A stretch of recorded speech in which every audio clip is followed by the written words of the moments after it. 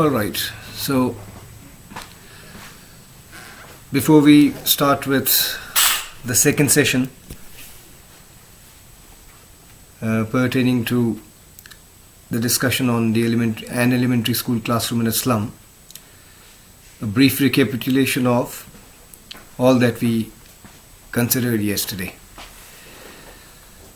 The most important landmark in the first stanza that I took you through and also gave you an overview of the stanzas that follow, that was in the first video,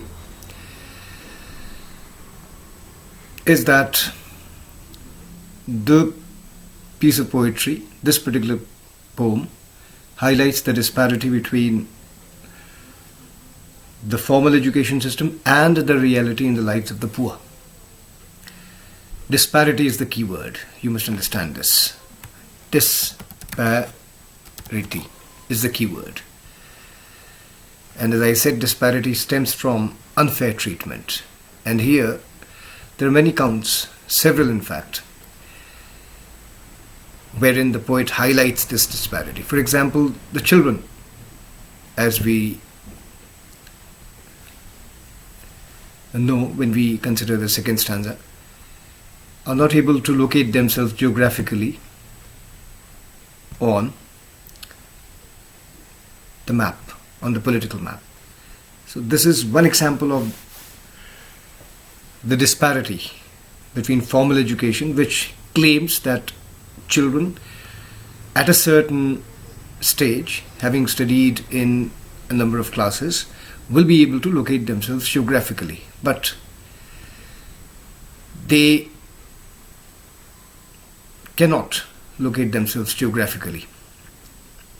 This is just one instance of how the poet also highlights the disparity between the formal education system and the reality in the lives of the poor.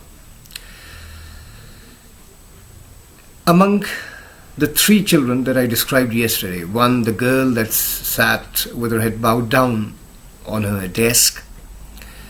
Second, the boy child reciting out loud a piece of his lesson.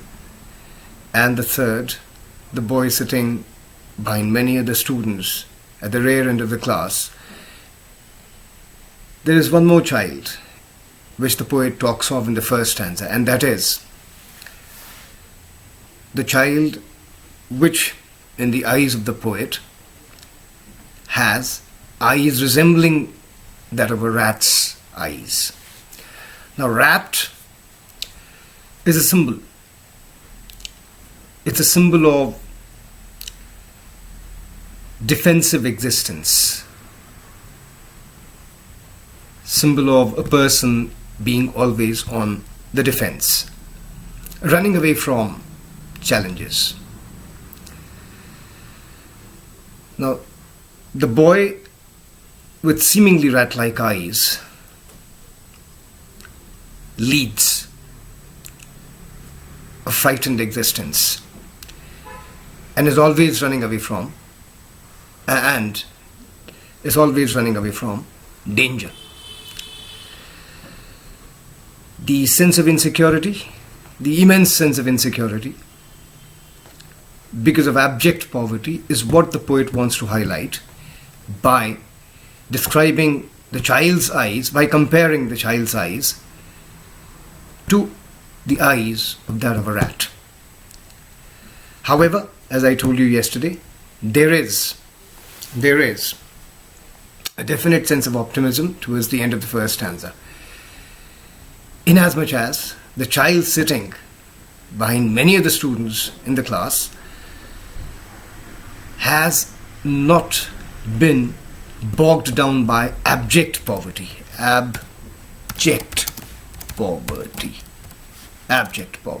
has not been bowed down by abject poverty, because there is still light that the poet sees in his eyes, and it is this child who may yet bring a change in the lives of all other children. Alright, we move on to the next stanza. The next stanza, the poet describes the classroom which he enters.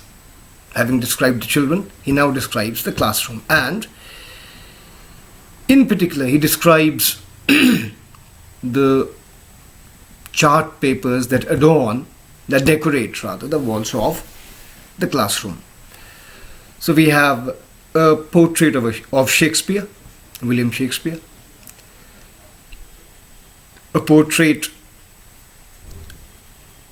of all the buildings in the world that house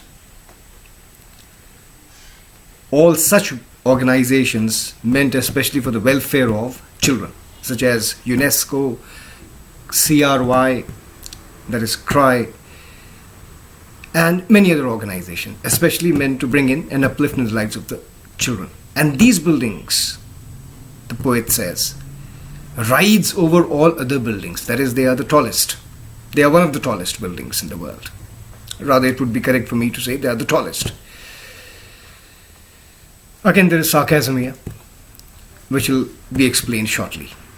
The third photograph depicts Tyrolese Valley in Austria, where the elementary school classroom, this particular elementary school classroom, is situated in. This particular picture depicts Tyrolese Valley with bell-shaped flowers which grow especially there, which are endemic to the valley. And the elementary school classroom is very near this valley, very near this valley. The name of the valley is Tyrolese Valley, which depicts flowers endemic to this particular valley, as if suggesting that the polluted environment that the children lead their lives in,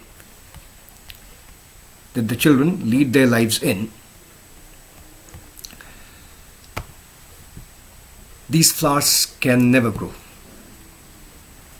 The poisonous environment that the children lead their lives in, these flowers can never grow.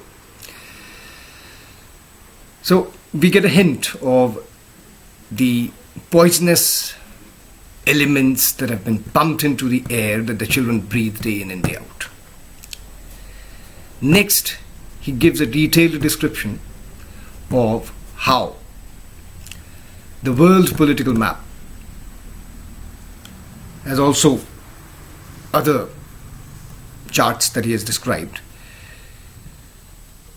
they do not really serve this purpose. And we know what purpose these charts serve, chart papers that you decorate your classrooms with. I move on to discussing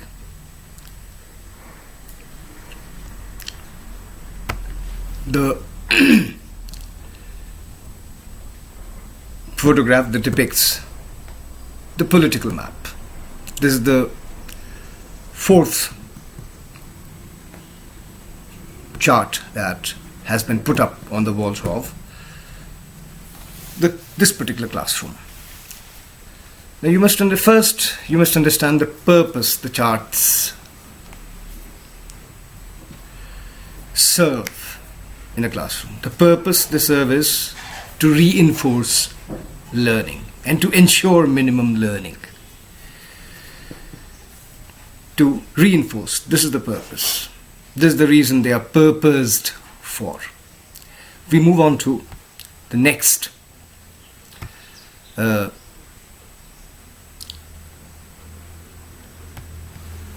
important landmark in the stanza.